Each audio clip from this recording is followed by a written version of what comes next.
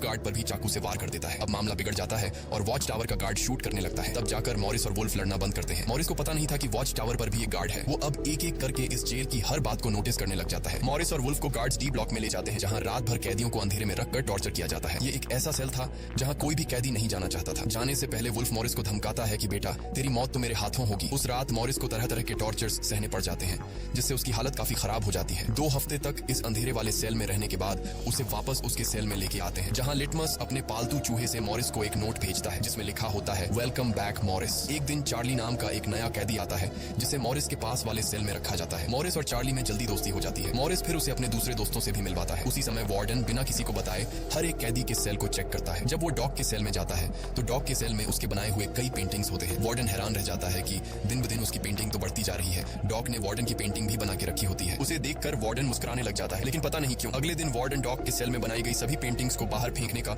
Guards को order देता है। वार्डन के इस फैसले ने डॉग को अंदर से पूरी तरह तोड़ दिया, क्योंकि डॉग सिर्फ अपनी पेंटिंग के ही सहारे जिंदा था। वो अपने हर एक बनाए हुए पेंटिंग से बहुत प्यार करता था, क्योंकि